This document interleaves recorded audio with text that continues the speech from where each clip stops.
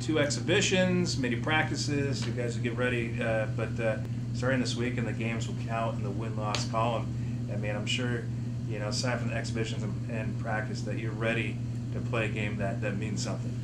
Definitely, with opening night this weekend, we're excited about that, and feel that both of our exhibitions were beneficial to us, just as far as kind of learning where we're at, utilizing many different types of lineups, and really kind of experimenting with some different things in these exhibition games to give us kind of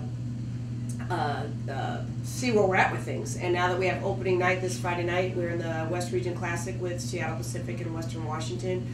We're two very strong ball clubs, and we certainly have our challenges in front of us.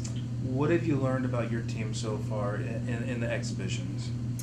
A few things. One, like I said, we've just been experimenting with different things, primarily on the defensive end.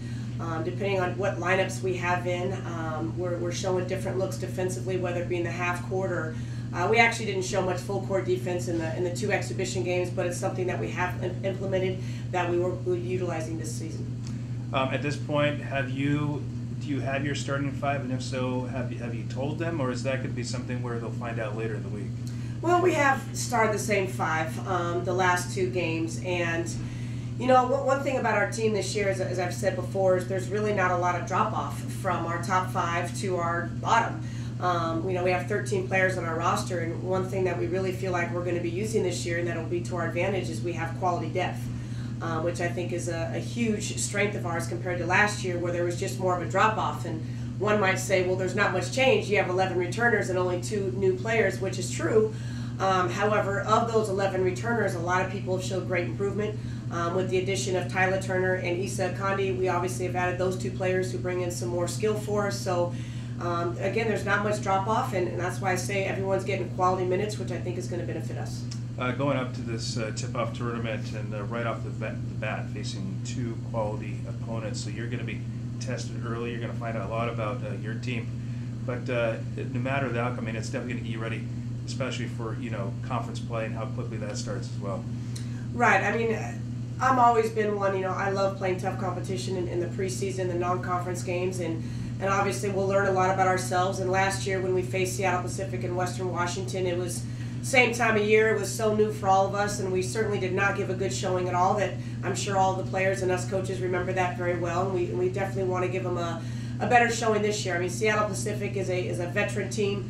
I think they only lost 1 of their top 8 scorers, and so they have starting 5 seniors. And then Western Washington, on the other hand, a little bit different. They did lose a lot of seniors, but they had a trip over the summer together, so they got additional practices. And again, they're just 2 very strong ball clubs in our region games, and obviously we want to give a good showing, and we want to give them our best shot and see what happens. And most importantly, these non-conference games are going to prepare us for the tough CC2A. What have you seen from your backcourt now that you've got an extra turner added to the mix this year? Well, it is nice. It was nice having 1 of them, and now it's nice having 2 of them for sure. We're utilizing them in different ways. Sometimes they just give each other a breather, but at times, we'd like to be able to play them both at the same time as well. Obviously, they play with a motor, and they really change things up not only on the offensive end, not only on the defensive end, but on the offensive end as well. And it's just been a plus for us.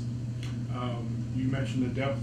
Is that depth going to mean that Tyra isn't, say, having to play 30, 35 minutes a game going on this year? That's exactly what that means. And last year, obviously, she rarely came off the floor. And not just because she was a freshman, but running the offense, oftentimes having the toughest defensive assignment and playing almost 40 minutes a game is a huge task for anybody. And now I'm sure she feels the same way mentally, that she knows that she's, doesn't have to, play 40 minutes, and she can probably give a little bit more, and she's going to have tough defensive assignments every night. And again, whether that's for somebody else giving her backup minutes or her playing at the same time with Tyler, for example, either way, she's going to be out on the floor. Not that you want to look ahead, but how big are these games knowing what's coming in next weekend? Next weekend with conference? Yeah.